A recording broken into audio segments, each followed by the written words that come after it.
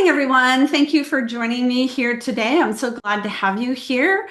I am the host and producer of this show, Cindy's Friday Forums.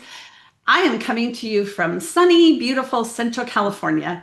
I love bringing special guests in, experts who are in a subject that you care about. We talk about business and education. And one of my most favorite topics is transition. Harlan, thank you for being here today. I'm glad to have you here are you in sunny Chicago right at the moment? It's a gorgeous day. Yeah, I'm in Chicago, and these days we hang on to these days. You don't hang on to your days probably as tightly as I do in September, but it's beautiful. That's yes. This is a beautiful time of year. I know you've been a leading voice in college transition, helping students and families just get comfortable with the uncomfortable, and especially focusing on their first year of college and thriving. How to handle. I know one of your books is what? Let's see, Win and Learn. Right. Win And or learn here as well. let's see, shall we? So there's Win and Learn and The Naked Roommate. And you have another book coming out, don't you? I'm working on a book right now. It's a career and job readiness book because I've really helped students go from high school to college, and then it's college to career. And I think that more than ever, students and families are thinking about, what's the value of this education? Uh, where should I go, and should I spend so much? And I think people who have resources are also rethinking, why am I investing so much when there's no guarantees on this return? And now there's so many ways to access so much of the information and even so many of the experiences. It's really a critical point. So really understanding that piece, I think, is so powerful and helpful. Oh, I agree. And we there's research on Generation Z and how they look at education, the return on the investment. Is it worth it? Go to college? What are they looking for? And I truly believe that I have several soapboxes that I like to stand on, but one of them is that we should be including in our work with students transition. Now, I've always told my students it's not my goal as a counselor to help you get out of high school. I want to Yeah. help you get into college and thrive there. So Yeah. that's an I important aspect. Yeah, and at some point I just wanted to put this out there because my ADHD brain, takes me down so many different paths. But the idea of really defining what success is from Mhm. the parent's point of view, especially for counselors who are here, and I'm looking in the chat, and there's a bunch of people who are real familiar with me, and it's great to see you. And thanks for being so supportive of my books. And someone likes the Win or Learn book as well.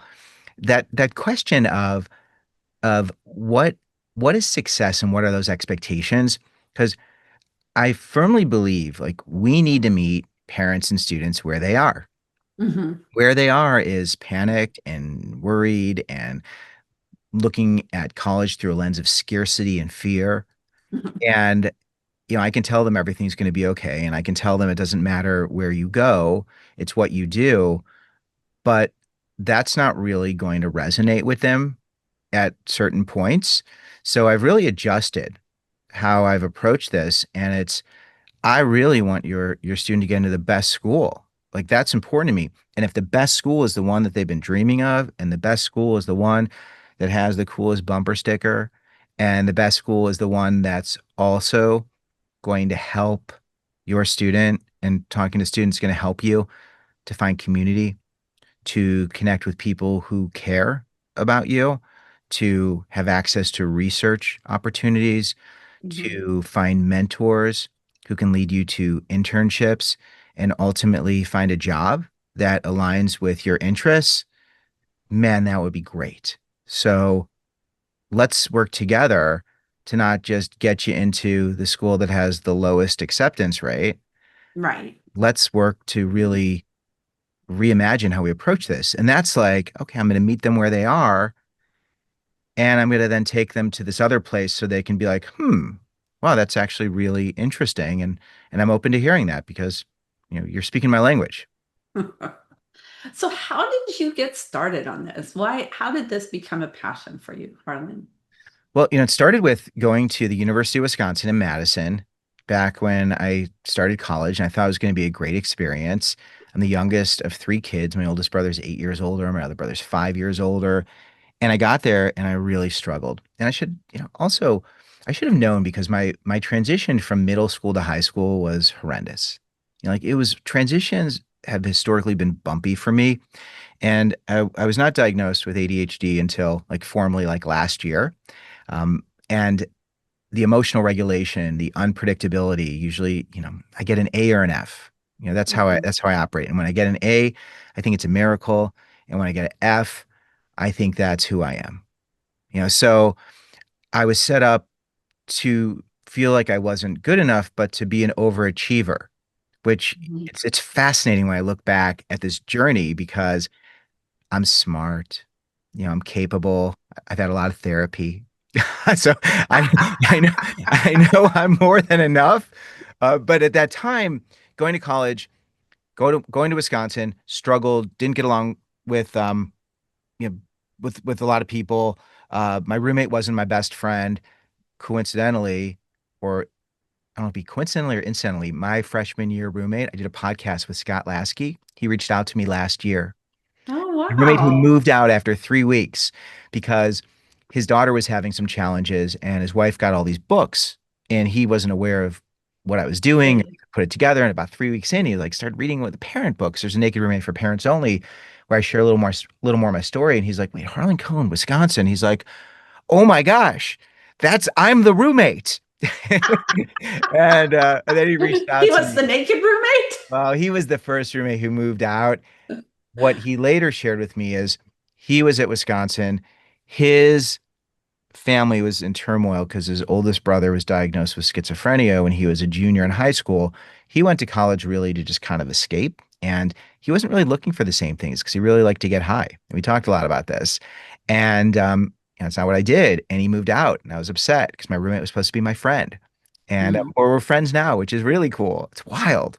And didn't get into the fraternities I thought I might get into. And I didn't know how to find my places. One of the things I tell students and families is wherever you choose to go to school and wherever you land in life, make sure you have one or two places where you are welcome and included simply because you show up.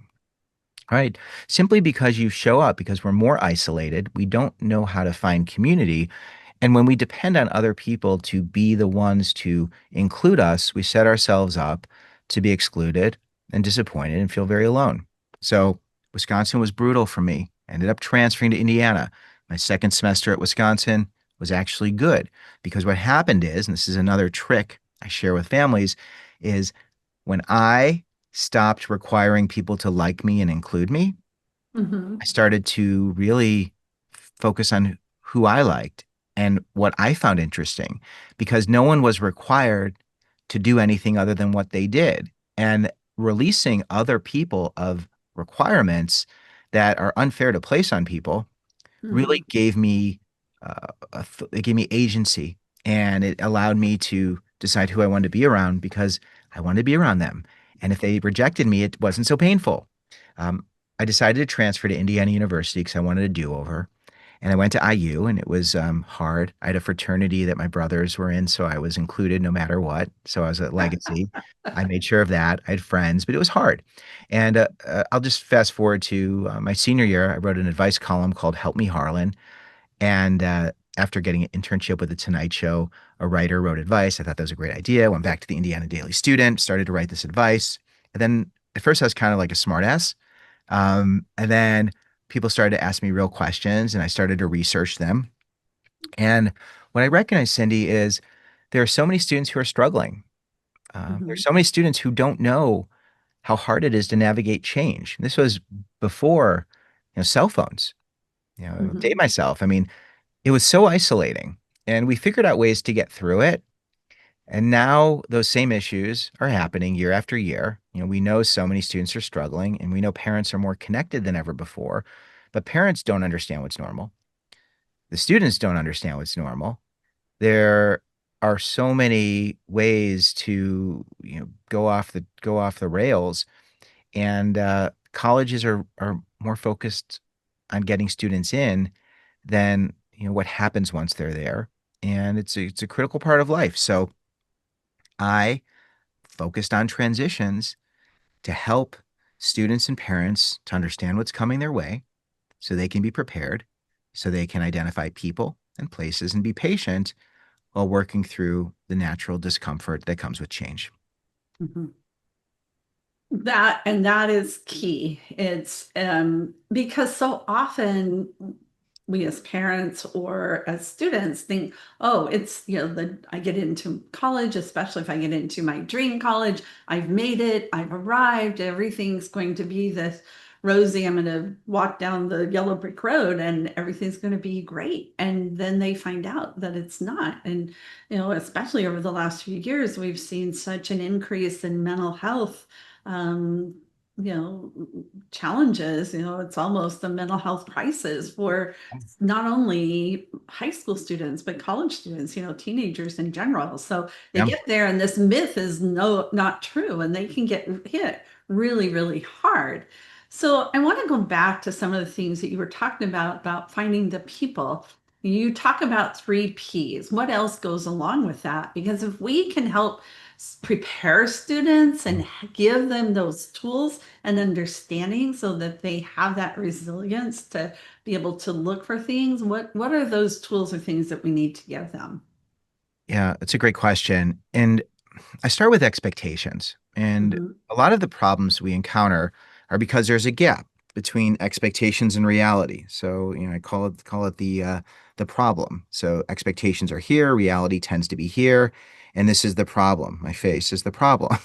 And what happens is if students and parents don't understand what's normal and what's to be expected, when there's this gap, when there's this problem, they panic and they don't know what to do. But when they understand what's normal, they can think people, places, patience, people, places, patience. And they might even have to extend that timeline people, places, patience, till eventually reality can exceed expectations. But it's this gap that students and families really struggle with. And that's where that conversation of what is it that you want to happen? What would be success for you? For a parent, what would be success? For a student, what would be success? Because it really gives you an idea, especially if you're a counselor, of where their starting point is and are those expectations and outcomes real? Are they realistic? Or do they need to shift? Because if they're like, I want to get into every Ivy, and if I don't get in, I'm going to blame you. It's like, okay, that's a great place to start. It's very, very helpful. Or the student is like, I don't even want to go to college. And, this is what I'm being told to do. Great place to start.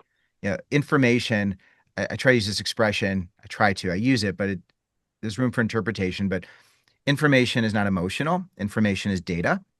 Mhm. Information feels very emotional, but at the core, information is really data. And it's how we interpret that data that triggers emotions. So for those who are coming in, they're very emotional and they Mhm. have certain expectations. So if I say something that doesn't align even with their expectations, they're going to have a problem with me.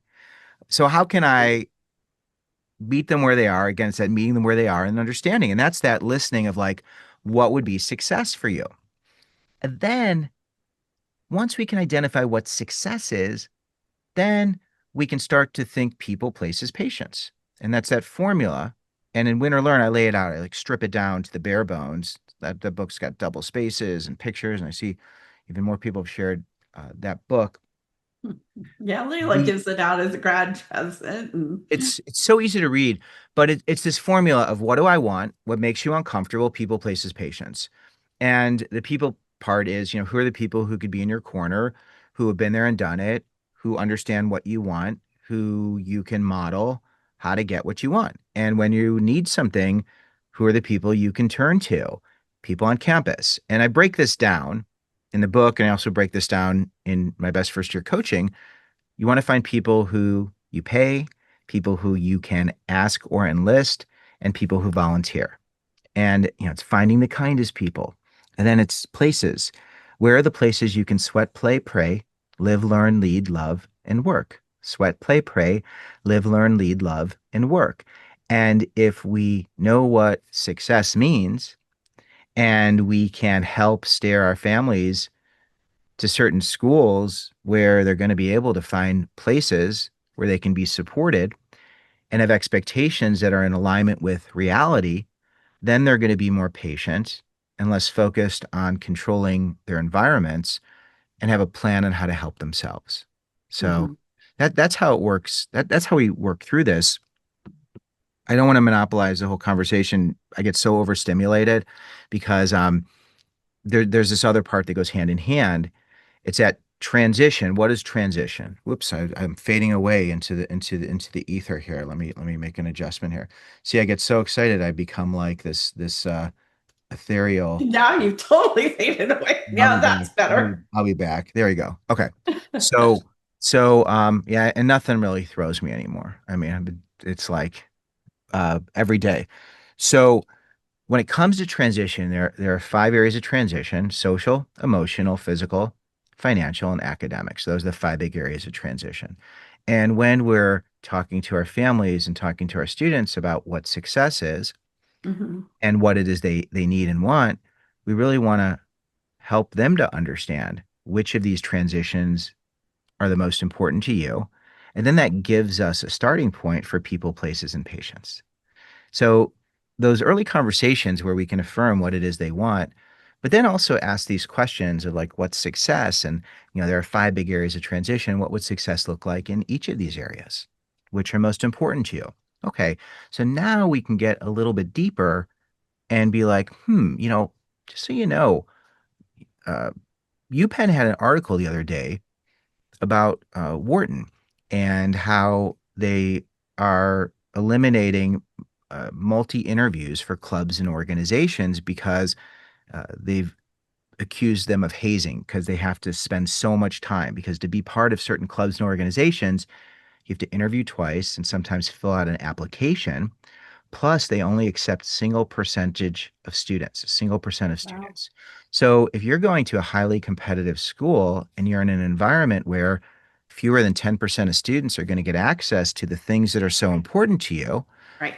then, Right. you might want to also think about, ASU or another state school where you probably get a lot of money. You can be part Mhm. of an honors program and you can access these different opportunities. I saw someone ask, can Harlan repeat the five areas of transition? And I'll give you the acronym. It's SEPFA. Okay, I'm gonna make my lips wet so I can really spray. SEPFA.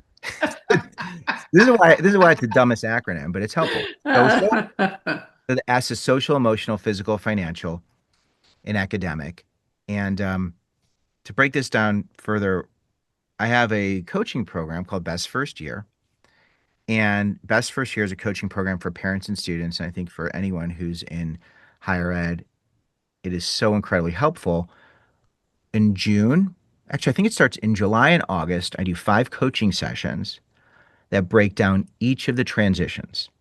And I encourage students and parents to have transition plans. And the Mhm. transition plan consists of what is it that I want, what makes me uncomfortable, and then who are the people who can help, where are the places I'll find support, and how long will it take me to get where I want to go. And this way they arrive on campus Mhm. with reasonable expectations and a plan to set them up for success. Yeah. And that's so, so key. It sometimes it feels like, they just kind of walk off a cliff once they graduate from high Yeah. school. Or transfer students need that same kind of support as well. They need that, they're going through that transition. In my practice, I have included the freshman year of college as part of the services I offer. Oh, And I that's can't really good. tell you how many parents have said, we're so glad we have you as part of that transition. Because they need a plan, they need expectations, managing that, defining success, all those kinds of things are so, so key. But how, I mean, you're talking about this all goes into choosing the college or the college search. How do Right. students find out those things? What kind of questions do you recommend that they ask as they go visit colleges or look, Yeah. they can't, now they can't visit, especially if you're international, you can't visit all the colleges you're considering. So how do they find out? Oh, are there places where I'll feel comfortable or people that I can connect with? What are Yeah. some ways that you have found that works for them? So I presented at NACAC last week, and I did a session that was 13 mistakes high school students make when choosing a college. I also have a version of this, 13 mistakes high school students make when building their college list. And Hmm. I like having these lists because it really helps them to know what questions to ask. Because I think so many of them are just starting with familiar schools, rankings, where friends go. There really isn't a lot of knowledge and they don't know what questions to ask. So I like to start with what is it that you want? And I think that if we start with what we want, then we have a starting point in terms of being curious and asking questions. Now, Hmm. if we start with being wanted, we're too focused on what other people want and trying to form who we are to match what is going to give us the best chance of getting into a school, but that's not going to give us the best chance of being successful and thriving because that's not who we are authentically in a lot of the Right. situations. So that question of like, what do you want? And then you know that question. You've asked students that question and they look at you with that blank stare. I don't Like, even what know do you what I want. mean? What What do do you I mean what I want? want? So I start with like, do you want to go to college? Hmm. And that simple question is such an empowering question because for a lot of students, especially who are taking advantage of a lot of the resources that a lot of the people here provide, those parents, the expectation is you're always going to college. And it's not, do you want to go to college? And I really encourage parents to ask that question of their student before Hmm. doing anything, saying, hey, do you want to go? And I think that in the past, it was very scary for a student to say no or I'm not sure. But now, given that trades are so much more popular and there are so many ways to have experiences and everything is changing, that I call it uninhibited curiosity is one of the most powerful things a student can possess because it's the thing that helps them to drive their life.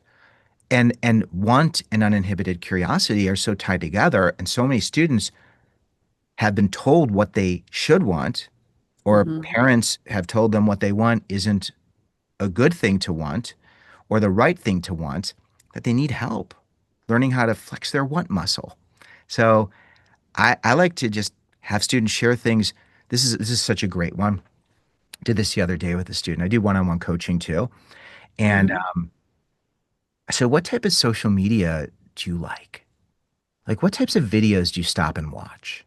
Because this person didn't know. And they're like, oh, I like rehab videos, like rehabbing spaces. I'm like, you do? Those are so cool. Like, what are some of your favorite ones?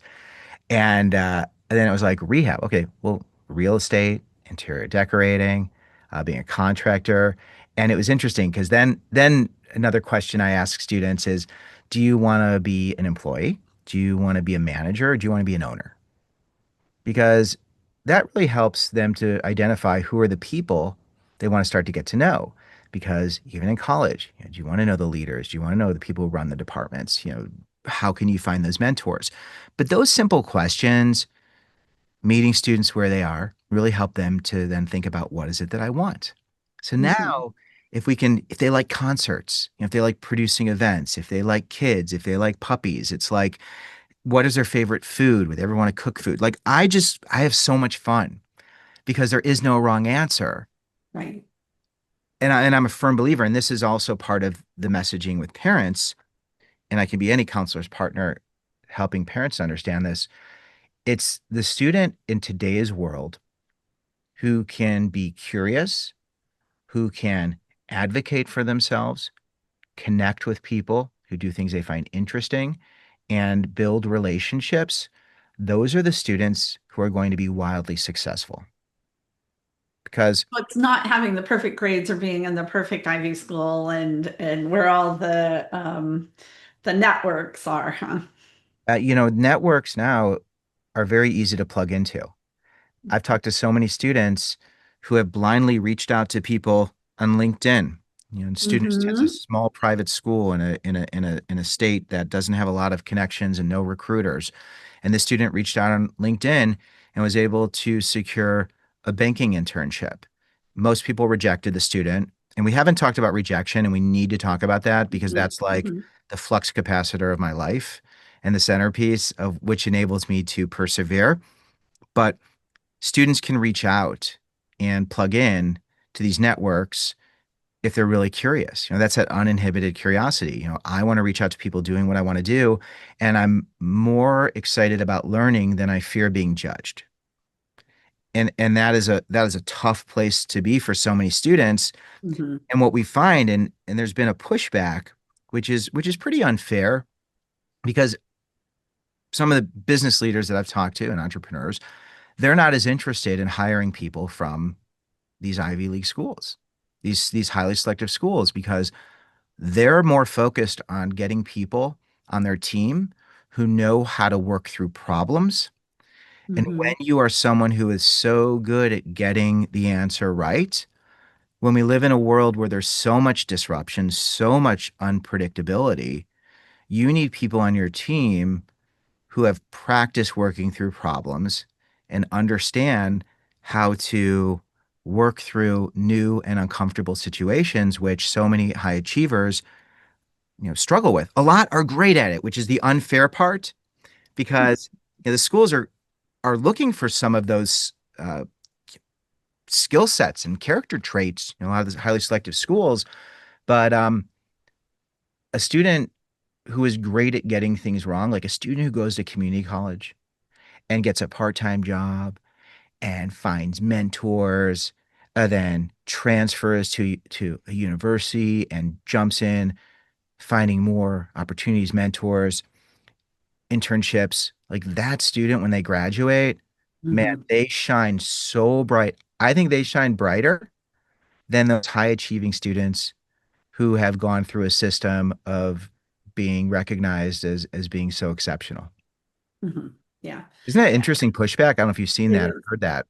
Well, we as counselors, we're preaching to the choir right here. I mean, this Yeah. is all things, but having a system or an approach or, an acronym, things that we can share with students and families is so crucial because then it just amplifies the voice and it also gives an opportunity to expand and clarify what, Yeah. it's not just us or as parents or as counselors or things, this is, and you mentioned data before. I mean, the debate data, supports all of this, Yeah.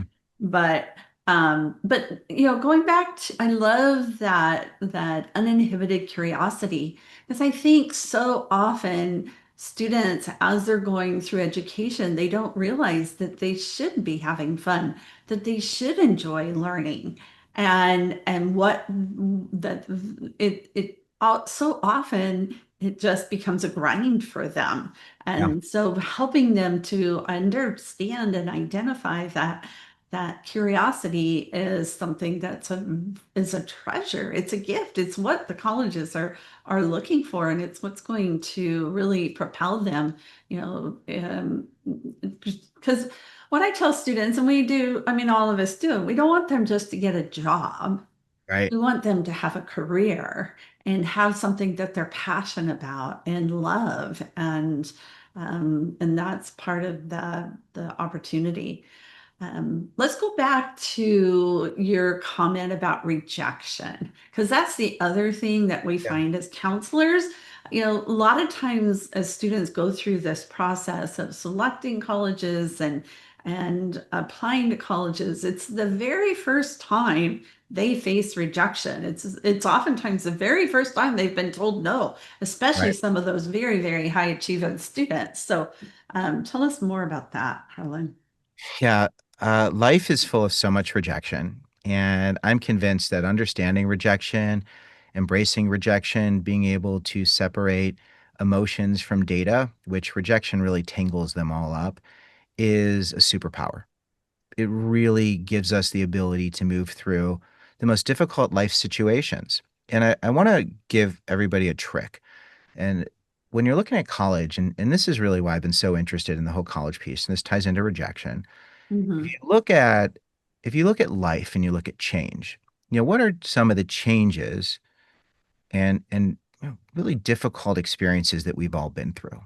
I have been through many. I know that you've been through many. Life is very difficult as you age because the one constant is change and transition. And there are two types of people. There are those who fight change, and then there are those who can embrace it or at least acknowledge it and allow it. And the Hmm. thing is, when we fight change, we're rejecting the natural world around us. And when you reject the natural world around us, we end up creating more discomfort and we find often unhealthy ways to cope. The reason I love this whole college age is because you have students and parents who are working through huge changes that Hmm. have so many elements of rejection, so many questions we ask ourselves, and we don't really have a framework or an understanding. And because it's so emotional, it comes through in so many different ways, oftentimes not productive or helpful. So understanding just change and transition and bringing this to like the biggest, you know, life in general, there's search, selection, and transition. Those are the three different stages of change. And transition is the most important. Now, how does rejection play into this? There is a law of nature Hmm. that I've labeled the universal rejection truth, but I also call it the law of rejection. I've actually like renamed it recently from Win or Learn. I love the universal rejection truth, but I love the law of rejection because it is a law that is irrefutable. And the law of rejection says not everyone and everything will always respond to us the way we always want. Would you agree with that, Cyndy? I would totally agree with that. Everybody here, right? You'd agree with this that we don't always get the outcome we want. We live in a world that won't always be the way we want it to be. That is the law of rejection. There's a lot of difficult things happening in the world depending on what you believe and what's important to you.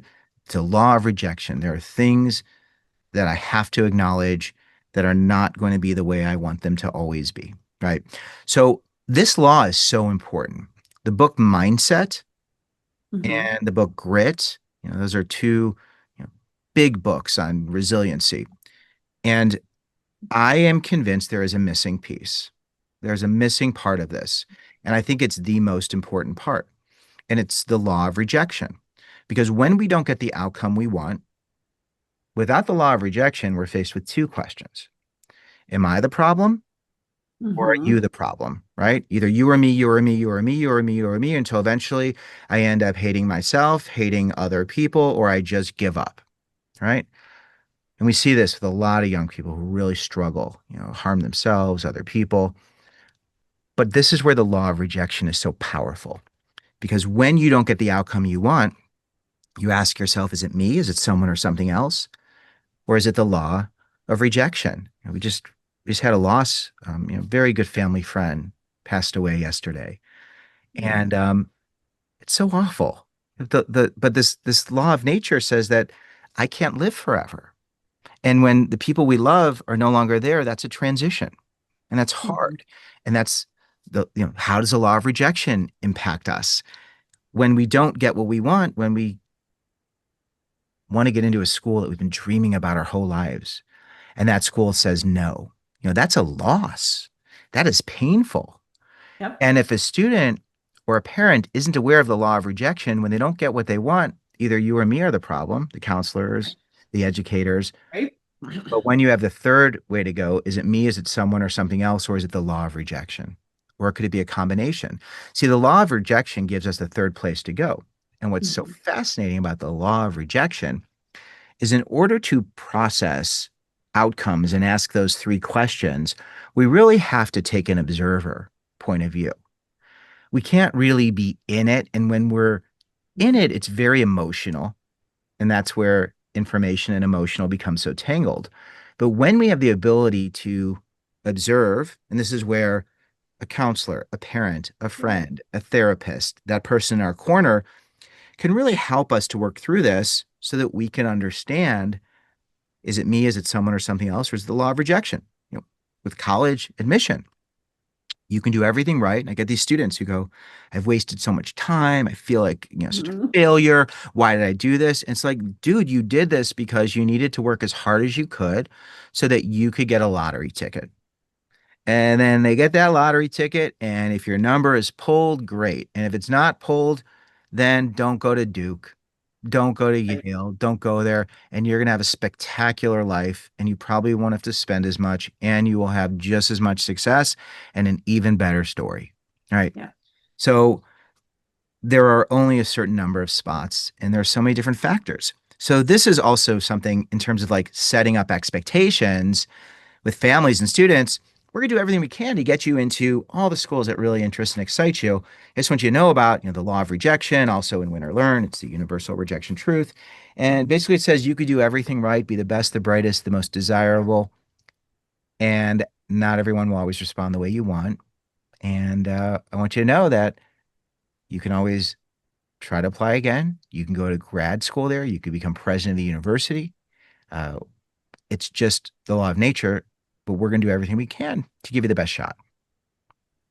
And so once they look at that and you reframe it from rejection to an opportunity, you're really saying here, this door has been shut. And this is what I tell my students, I'm here to help you open as many doors as possible. And then Yeah. it's up to you which ones you walk through. Well, some of the universities are going to shut those doors whether you want them to or not, but you still have lots of other doors to walk through.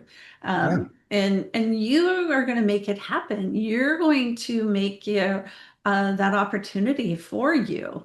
And so, how do they turn that into an opportunity? Well, I think be they need to approach this with an understanding that I can't be tied to the outcome. Because if I'm tied to Mhm. the outcome and I don't get the outcome I want, then I'm going to be devastated. And I think setting them up and just being, hey, like, do you understand? What would you do if this school didn't accept you?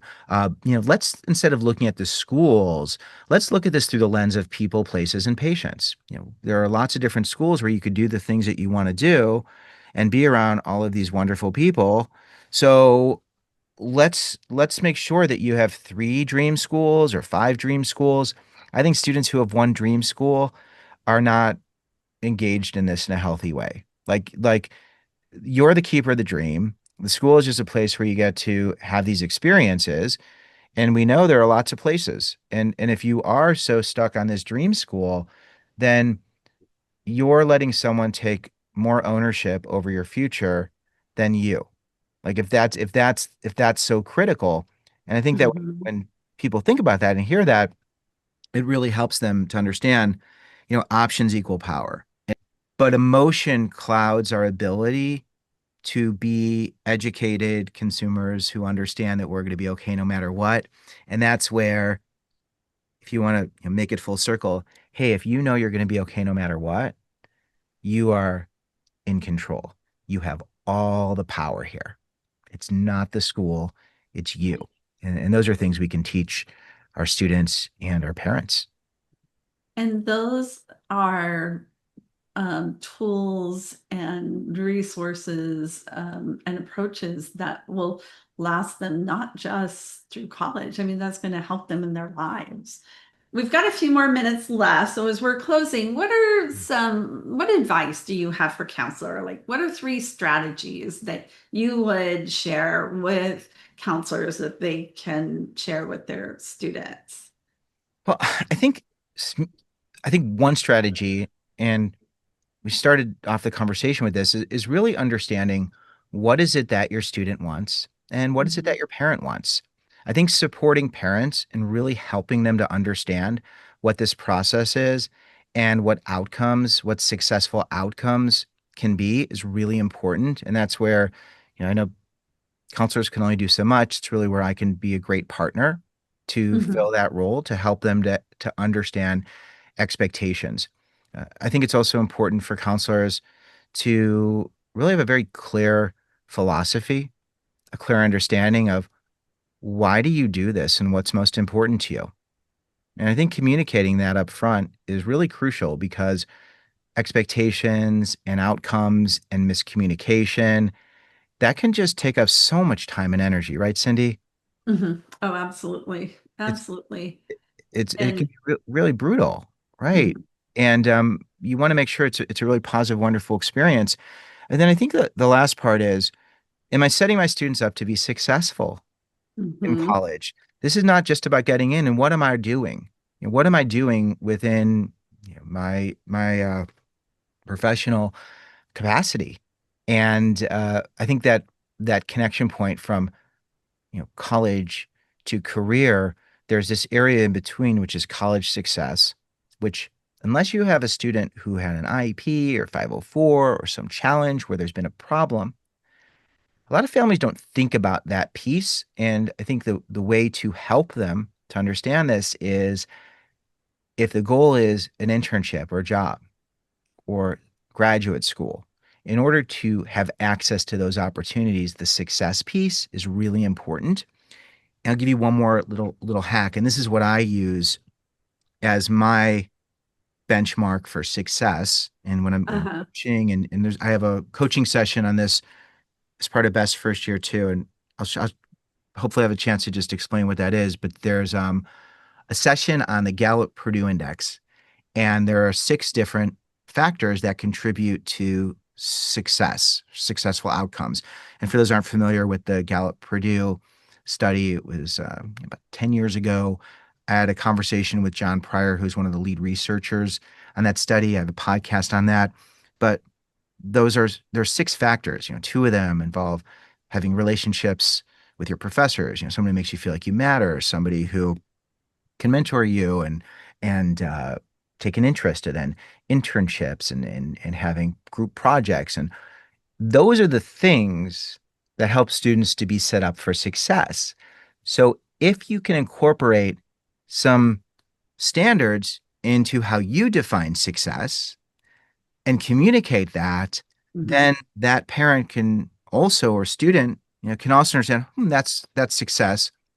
Even with Jeff Salingo's book, where Dream School, where Mhm. he was able to use his NESI data and showed the difference in student experience from highly selective to the least selective.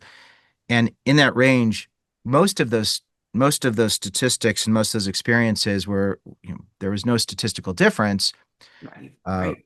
that's where, if you understand what's most important, and one of the part I was referencing was the statistical difference between engagement with professors. At the most highly selective schools, that number was actually lower than Mhm. the other schools in terms of selectivity.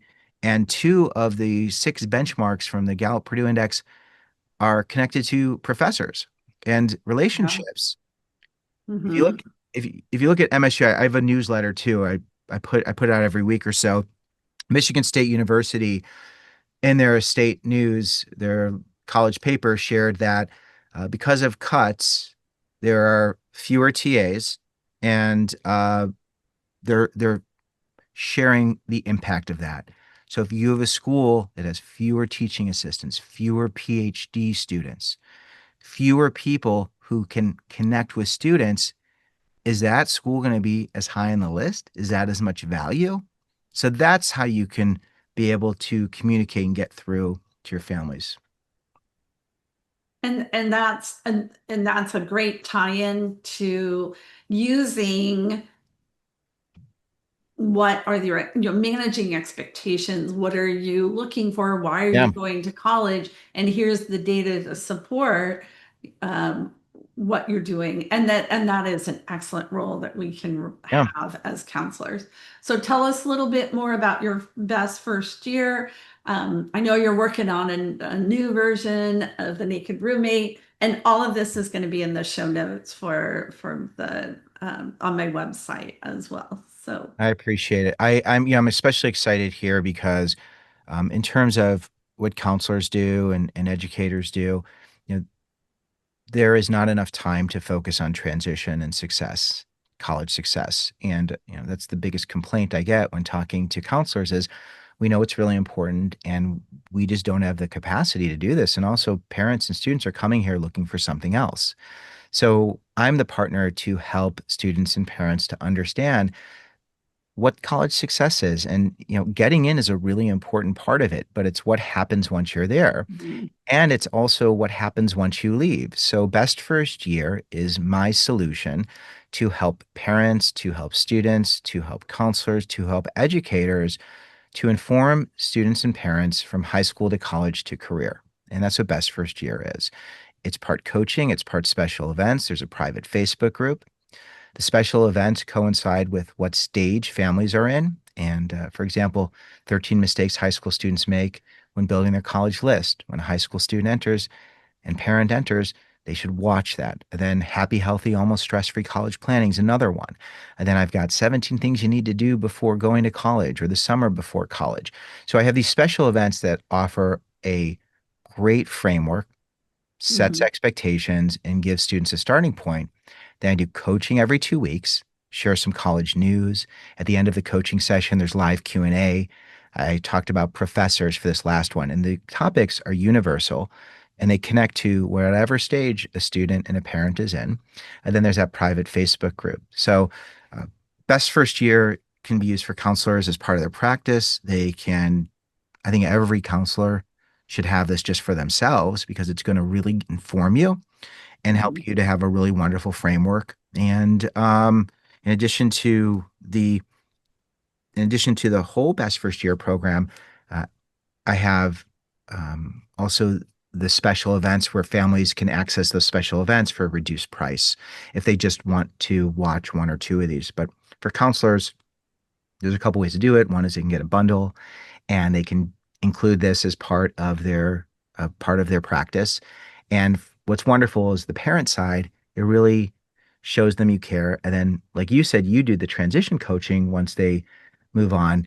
I think most counselors don't have that capacity. So it's really like handing them off to me, but we build a relationship during the whole college coaching process, search and selection. So by the time I'm involved, they know me and appreciate me. So I'm so excited about this, Cyndy. And my biggest problem is I don't talk about it enough. And people have been telling me, they go, you need to talk about this. You need to tell people.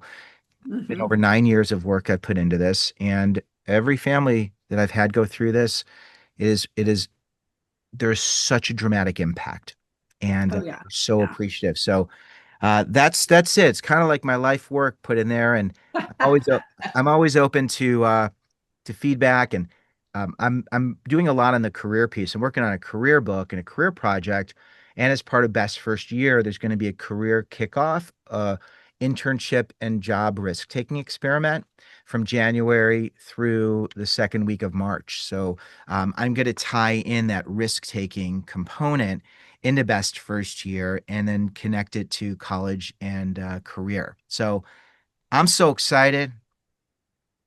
Sounds like a lot of different things. And it sounds like your timing is just perfect, Harlan, because Yeah. we are at a transition time just in higher education in general and reframing what that looks like and what it looks for our Yeah. children. I totally agree with you. The most important thing is being able to say, like, why are you going to college? Students need to articulate and identify and internalize. Is it for them? Is it for someone else? And that's got to be the starting point. And the second thing is framing what is success. And I talk about this in one of my workshops in terms of that's all managing expectations. If you don't know what the student or the family's expectations are, how are you going to be able to meet them and serve their needs? It's Yeah. like operating in a black box or a cave. Yeah. So there's so much. There's just so much, and it shows the complexity and the dynamics of what we do. I mean, this is such a people-oriented profession, but what you're able to do is build that rapport and build that connection. And I know that's something we all try to do, and that's so important. So thank you for being here today. I know we're out of time, And I appreciate all the things you're sharing. And we'll have your contact information and all these different resources. I made a whole list of things from that you've mentioned, books Great. and your best year and all of that. So I'll put that in the show notes. So Yeah. Well, thanks, Cindy. And if anyone has feedback on anything that I shared, I'm more than happy to talk about this and to learn. I'm trying to figure it out, and the partnership I have with you and counselors and parents and educators, I am open and interested. I have uninhibited curiosity when it comes to learning. Yeah. And knowing how can I be the best resource. So please, anybody, reach out to me, interact, because I'm your partner. I'm in your corner and I'm grateful to have you in mine. yeah, thank you. Thank you very much. So everyone, I hope you're able to join us again. This is concludes this Friday's forum. Next week, I'm going to have Jeff Neal with me. We're going to talk about AI literacy for adults. It's a new thing that I'm doing. We're doing a part one, part two. So next Friday, October 3rd, I believe it is. Yes, we're going to talk about AI literacy for adults. And then Betsy Ellsworth and maybe some other guests are going to come on the 17th, and we're going to talk about one of those topics you brought up as college transparency. We're going to talk about strategic enrollment management. And then on the 24th, we're going to come back and talk about AI literacy for adults. And Emily Pacheco is going to join me in November, and we're going to talk about AI and college admissions. So a lot of AI coming up in the future. So yeah, and that's a topic we didn't even get into is the role of social media and all of this. So there's always opportunity to come back, Harlan, and talk about other things. So Yeah.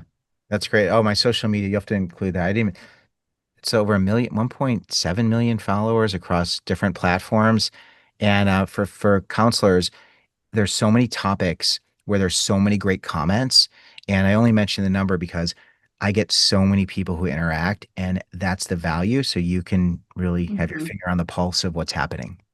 Absolutely, absolutely. That makes that's where the secret and the magic happens, Yeah. right? Yeah. So Harlan, thank you everyone for being here, and I'll see you again in the future. Thanks.